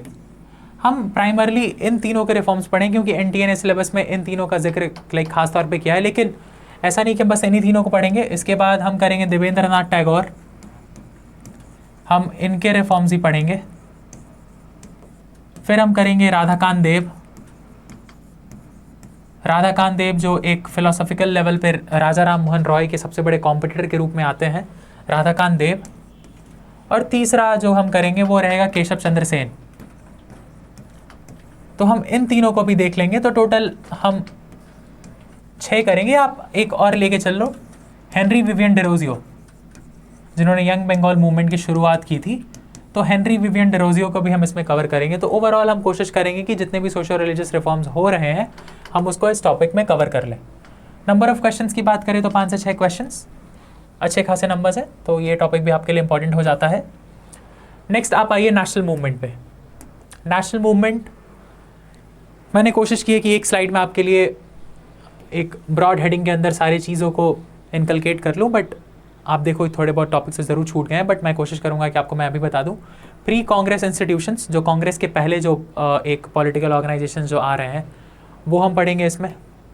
इंटरनेशनल कांग्रेस के फॉर्मेशन, उसके बाद जो शुरुआती जो हमारा नेशनलिज्म है, आपको पता है कि इकोनॉमिक क्रिटिक के रूप में स्टार्ट होता है। दादा भाई नरोजी ने बोला कि ड्रेन ऑफ वेल्थ कर रहे हैं Britishers. Economic history of India किताब लिखी गई एक इकोनॉमिक क्रिटिक के मामले में। तो ये जो अर्ली नेशनलिज्म है जो कि इकोनॉमिक क्रिटिक पे फोकस करता है, हम उसको पढ़ेंगे। मॉडरेट्स, कांग्रेस में जो मॉडरेट्स थे जो ये बिलीव करते थे कि ब्रिटिशर्स का जो एक वे ऑफ जस्टिस है वो सुप्रीम है और वो हमारी बातों को सुनेंगे अगर हम उसको अच्छे से प्रेजेंट करके बताएं, तो मॉडरेट्स हो जाएंगे। पार्टीशन ऑफ बंगाल, अगर आप नेशनल मूवमेंट की बात करो तो एक मेजर इंसिडेंट है वो पार्टीशन ऑफ बंगाल और स्वदेशी मूवमेंट। और इसी के बाद से एक्सट्रीमिस्ट जो थोड़े से रैडिकल थे, थोड़े से लाइक जनता के बीच में जाके उनको उत्तेजित करके अंग्रेज़ों के खिलाफ भड़काने का काम करते थे, वो थे एक्सट्रीमिस्ट। इनका मानना था कि आप मास मूवमेंट करो, तो एक्सट्रीमिस्ट हो जाएंगे। उसके बाद राइज ऑफ गांधी जी, 1915 में जब गांधी जी वापस आते हैं, उसके बाद जो नेशनल मूवमेंट में जो चेंजेस आते हैं हम उसको पढ़ेंगे। नॉन कोऑपरेशन मूवमेंट 1919 का, हालांकि इससे पहले चंपारण, खेड़ा और अहमदाबाद मिल स्ट्राइक भी हम करेंगे, बट नॉन कोऑपरेशन मूवमेंट जो एक मेजर मूवमेंट आएगी 1919 में। स्वराज पार्टी और साइमन प्रोटेस्ट 1922 के बाद, जब आपको पता है नॉन कोऑपरेशन मूवमेंट को वापस ले लिया गया था, तो उसके बाद स्वराज पार्टी और Simon protest major political incidents हुए। सिविल डिसोबीडियंस मूवमेंट 1930 से। राउंड टेबल कॉन्फ्रेंस है जो कि 3 हो रहे हैं, 30, 31, 32 में, 1930, 1931, 1932 में। और कॉम्युनल अवार्ड जो 1932 में दिया जा रहा है डिप्रेस्ड क्लासेस को, वो करेंगे। कांग्रेस मिनिस्ट्रीज़ करेंगे और उसके बाद क्विट इंडिया मूवमेंट। यहाँ पे थोड़ा सा स्लाइड कट गया है बट ये क्विट इंडिया मूवमेंट है। तो कांग्रेस मिनिस्ट्रीज़ कर लेंगे हम और उसके बाद करेंगे क्विट इंडिया मूवमेंट, जो कि हमारा लास्ट मास मूवमेंट था। और इसके बाद आपको पता है इसके 5 साल बाद हमें आज़ादी मिल गई थी। इसी बीच हम करेंगे मुस्लिम लीग और उसकी कॉम्युनल पॉलिटिक्स। मुस्लिम लीग जैसा कि आपको पता है 1906 में बन के आ रही है और 1940 तक वो बहुत अग्रेसिव हो जाती है अपने पाकिस्तान के डिमांड को लेके। तो मुस्लिम लीग और कॉम्युनल पॉलिटिक्स हम करेंगे। वर्ल्ड वॉर टू और and Indian nationalism. World war two जब स्टार्ट होता है आपको पता है कांग्रेस मिनिस्ट्रीज रिज़ाइन करती है क्योंकि ब्रिटिशर्स ने बिना पूछे इंडिया को एज अ वॉर पार्टी बना लिया था। तो वो कैसे इम्पैक्ट कर रहा है इंडियन नेशनलिज्म को वो देखेंगे। उसके बाद British response to Indian resistance. जो इंडियंस थे जो उन्होंने बोल दिया था कि आप हमें गुलाम रख के आप हमें एक इंडिपेंडेंट वॉर पार्टी नहीं बना सकते, तो इंडियंस ने बोला कि आप हमें डोमिनियन स्टेटस या आप हमें एक सेल्फ गवर्नमेंट का पावर तो दो ताकि हम आपको सपोर्ट कर सकें।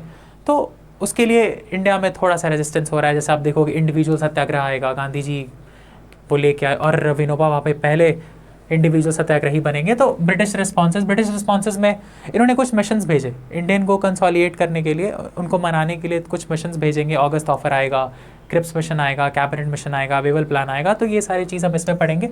उसके बाद इंटरिम गवर्नमेंट। 1946 में जब इलेक्शंस होते हैं तो उसे एक अंतरिम सरकार बनाई जाती है जो कि आगे चल के कॉन्स्टिट्यूएंट असेंबली का भी काम करेगी। और जो लास्ट टॉक्स हो रहे हैं मुस्लिम लीग के साथ कि आप पार्टीशन का राग जो आप अलाप रहे हो आप उसको छोड़ दो। कांग्रेस एक आखिरी अटेम्प्ट करती है मुस्लिम लीग को मनाने की, हालांकि ये भी फेल हो जाता है।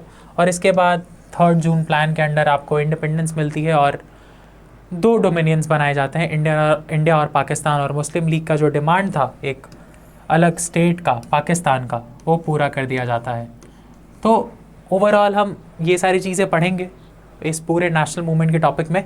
नंबर ऑफ़ क्वेश्चंस बात करें तो बहुत ही ज़्यादा 25 से 28 क्वेश्चन इस टॉपिक से अभी तक पूछे जा चुके हैं।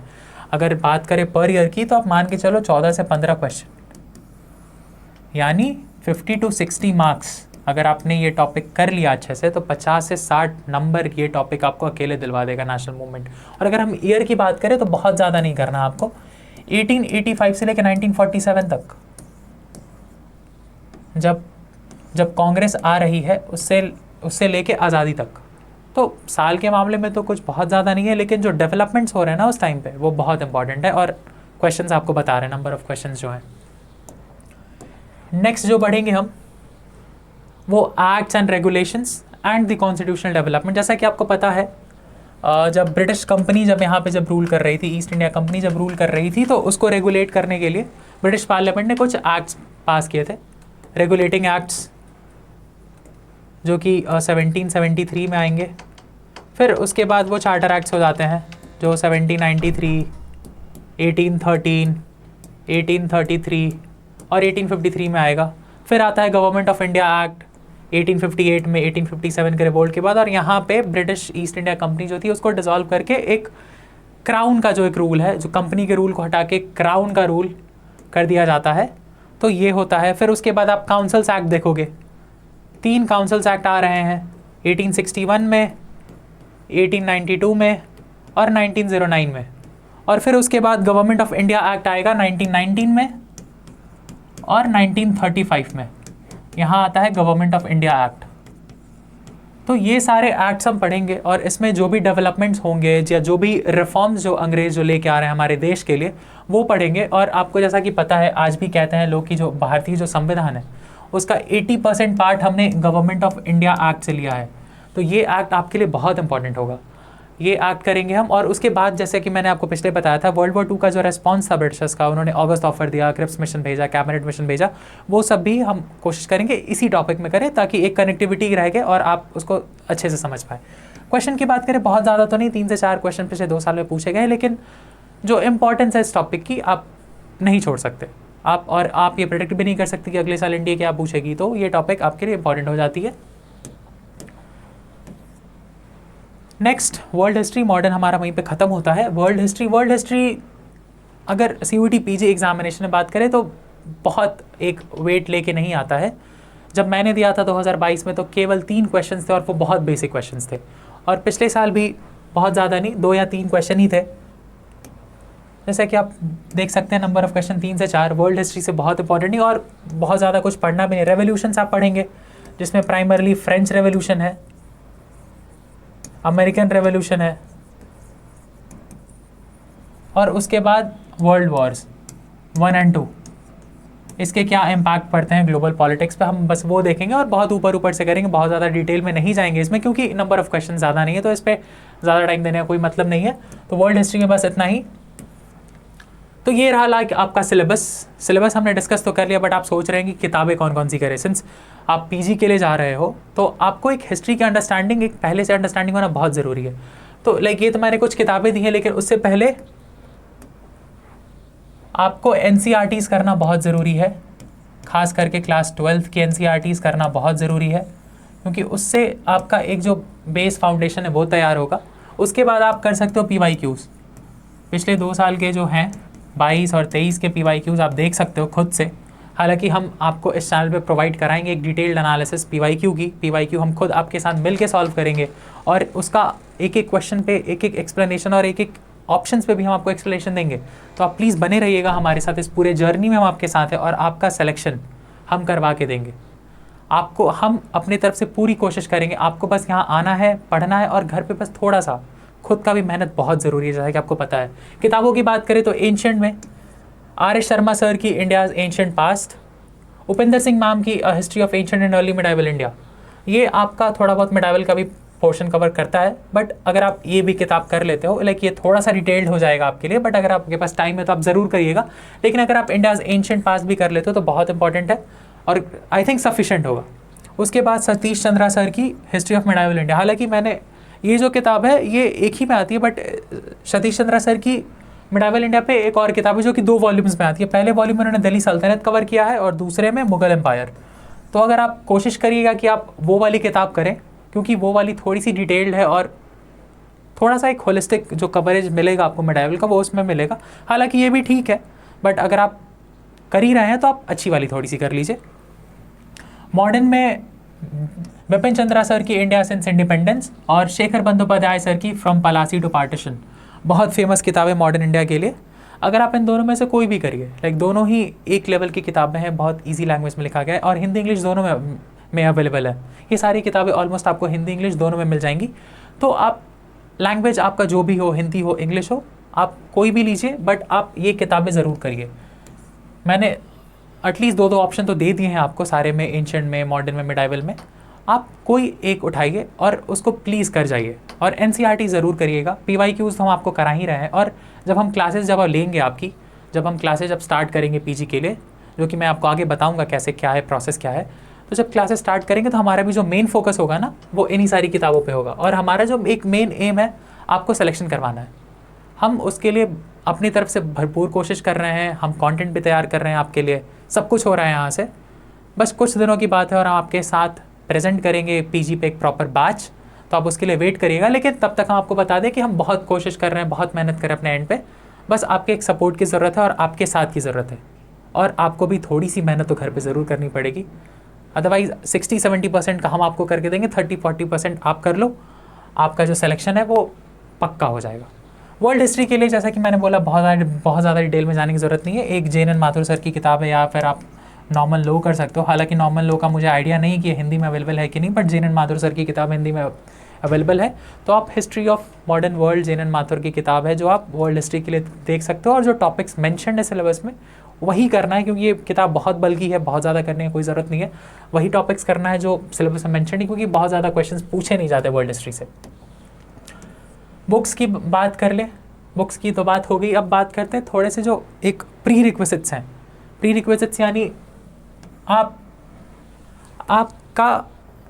इस कोर्स में ज्वाइन करने से पहले या आप CUET PG का एग्ज़ाम देने से पहले एक जो बेसिक अंडरस्टैंडिंग है, एक जो बेसिक रिक्वायरमेंट्स होती हैं, हम थोड़ा सा उस पर बात कर लेंगे। तो एक एनालिटिकल अप्रोच, क्वेश्चंस को एनालाइज करना या फिर आप जो पढ़ रहे हो उसको एनालाइज करना और उसको कंपेयर करना दूसरी चीज़ों से, ये आपको आना चाहिए। क्योंकि अगर आपने अभी तक क्वेश्चंस देखे होंगे खुद से भी, तो जो क्वेश्चंस है वो आपको डायरेक्ट नहीं पूछे जा रहे हैं, आपको स्टेटमेंट्स दिए जा रहे हैं, आपको असर्शन रीजंस दिए जा रहे हैं। तो अगर आपको एक कॉन्सेप्ट नहीं है, अगर आप एनालाइज नहीं कर सकते हो चीज़ों को, तो आप नहीं कर पाओगे ये। तो आपको एक एनालिटिकल अप्रोच डेवलप करनी पड़ेगी। सेंस ऑफ हिस्टोरियोग्राफी, जैसा कि मैंने जब हिस्टोरियोग्राफी जब हम डिस्कस कर रहे थे तो मैंने आपको बताया था, हिस्टोरियोग्राफी एज अ टूल बहुत इंपॉर्टेंट होती है पीजी एग्जामिनेशंस में। और अगर आप पीजी में आप मास्टर्स कर रहे हो तो हिस्ट्री में हिस्टोरियोग्राफी बहुत इंपॉर्टेंट हो जाएगी आपके लिए। तीसरी बात, जैसा कि एक मान्यता है कि हिस्ट्री में बस फैक्ट्स होते हैं, डेट्स होते हैं और आपको बहुत सारी चीज़ें याद करनी होती हैं, लेकिन पीजी में ये भ्रम आपको तोड़ना पड़ेगा, आपको कॉन्सेप्ट पे ज़्यादा फोकस करना पड़ेगा। फैक्ट्स ठीक है, हिस्ट्री में फैक्ट्स होते हैं, मैं ये नहीं कह रहा कि फैक्ट्स नहीं होते, फैक्ट्स आप देखिए बट आप कॉन्सेप्ट समझिए। डेवलपमेंट्स हो रहे हैं तो क्यों हो रहे हैं, चेंजेस आ रहे हैं तो क्यों आ रहे हैं, दो एम्पायर्स हैं आपस में लड़ाई करें तो क्यों करें, रीजंस क्या हैं। तो कॉन्सेप्ट जब तक आप नहीं करोगे तब तक थोड़ी सी मुश्किलात आपको हो सकती है। नेक्स्ट, आपको क्रोनोलॉजी का एक बहुत अच्छा पकड़ होना चाहिए क्रोनोलॉजी का, क्योंकि अगर आपने पेपर देखा होगा या अगर आपने नहीं भी देखा तो मैं आपको बताता हूँ, जो क्वेश्चंस होते हैं ना, लाइक आप मान के चलो 10 से 12 क्वेश्चन, टोटल 75 क्वेश्चंस में 10 से 12 क्वेश्चन आपके क्रोनोलॉजी पे होंगे। टॉपिक्स रहेंगे, ईयर रहेगा, आपको मैच करना होगा। तो अगर आपको क्रोनोलॉजी का सेंस नहीं है तो मुश्किल होगी और 10 से 12 क्वेश्चन का वेट बहुत ज़्यादा है। और क्रोनोलॉजी में बात करें तो हमें किंग्स और उनके रेंज नहीं याद करने, मेन फोकस हमारा रखना है बुक्स पे। बुक्स या लिटरेचर जो भी उस टाइम पे डेवलप हो रही हैं उस पे मेन फोकस रखना है, और उनका ईयर कब वो कंप्लीट हो रहे हैं या कब कंपाइल हो रहे हैं। जैसे क्वेश्चन आ जाएगा मनुस्मृति कब कंपाइल हुई थी, और अगर कुछ ईयर दे दे तो आपको वो चीज़ पता रखनी है। पुराण कब हो रहे हैं, लाइक जो प्रोमिनेंट पुराण, विष्णु पुराण कब हो रहा है, महाभारत कब कंपाइल हो रहा है, तो ये सारी चीज़ें आपको रखनी है। और जो मॉडर्न पीरियड में बात करें तो जो ट्रांसलेशंस हो रहे हैं, जैसे चार्ल्स विल्किंस ने किया है, सर विलियम जोन्स ने किया है, तो उनके ट्रांसलेशंस कब पब्लिश हो रहे हैं तो वो आपको ईयर याद रखनी है। तो क्रोनोलॉजी में आपको जनरली बुक्स, लिटरेचर और इंस्क्रिप्शंस कब बन रहे हैं तो आपको इसकी क्रोनोलॉजी याद रखनी है। किंग्स और एम्पायर्स कब स्टैब्लिश हो रहे हैं, कब डिक्लाइन हो रहे हैं, हालांकि ऐसा क्वेश्चन तो आया नहीं है अभी तक, लेकिन उस पर आप ज़्यादा ना फोकस करके अगर आप इन 3 चीज़ों पे फोकस करेंगे, इन 3 चीज़ों की क्रोनोलॉजी पे फोकस करेंगे तो वो ज़्यादा बेनिफिशियल होगा मेरे हिसाब से आपके लिए। तो ये रही पूरी बात CUET PG में MA हिस्ट्री के सिलेबस की, उसको कैसे देखना है, उसका एक प्रॉपर ब्रेकडाउन मैंने आपको प्रेजेंट किया, कितने क्वेश्चंस पूछे गए थे, आपको बुक्स कौन कौन सी रेफ़र करनी है, आपके बेसिक रिक्वायरमेंट्स क्या होने चाहिए अगर आप PG का एग्ज़ाम दे रहे हो तो हिस्ट्री में। तो ये सारी चीज़ें मैंने डिस्कस की। अब जैसा कि मैंने आपको बताया था, हम आपके लिए बहुत मेहनत कर रहे हैं, आपके लिए कोर्स लेके आएंगे, आपके लिए कंटेंट लेके आएंगे, आपके लिए क्लासेस चलाएंगे। तो उसके लिए जो एक चीज़ है जो मैं आपके साथ शेयर करना चाहूँगा वो है sure selection batch. Sure selection batch CUET concept ने लॉन्च किया है 2024 फॉर टारगेटिंग CUET 2024। तो अगर आप चाहते हो कि आपका जो सपना है प्रोमिनेंट इंस्टीट्यूशंस में पढ़ने का, अगर आप उसको पूरा करना चाहते हो एक सटल वे में, एक सिंपल वे में, एक इफ़ेक्टिव वे में, तो आप प्लीज़ आप श्योर सिलेक्शन बैच आप ज्वाइन कर लो, क्योंकि इसमें हम आपको प्रोवाइड कराएंगे प्रॉपर डिटेल्ड क्लासेस, आपको मिलेंगे डाउट क्लियरिंग सेशंस, आप 1-to-1 कॉल पे मेंटर्स के साथ बात कर सकते हो, आपको टेस्ट सीरीज़ मिलेगा डेली, वीकली, मंथली, सब कुछ हम लेके आ रहे हैं आपके लिए। अगर आप लोगों में से किसी को भी अगर ज्वाइन करना है तो आप इस नंबर पे कांटेक्ट कर सकते हो और हम आपको फर्दर डिटेल प्रोवाइड कराएंगे। आप प्ले स्टोर पे हमारा ऐप भी डाउनलोड कर सकते हो जहाँ पे आपको सारी डिटेल्स मिल जाएंगी। तो ये रहा हमारा श्योर सिलेक्शन बैच, जो आपका जो प्रोसेस है सिलेक्शन का उसको ये सरल बनाएगा, sure selection batch CUET concept का। तो ये रहा आज का पूरा वीडियो, ओवरऑल वीडियो, जहाँ पे हमने सब कुछ देखा MA हिस्ट्री के सिलेबस के बारे में, और मैंने आपको बताया भी एक रास्ता जिससे आप अपना सपना पूरा कर सकते हो, और वो है sure selection batch CUET concept का। सो चलो इसको ख़त्म करते हैं, अब मिलते हैं आगे जहाँ पे हम आपके लिए लेके आएंगे PYQ एनालिसिस बहुत डिटेल में और आगे कोर्सेज भी। So thank you.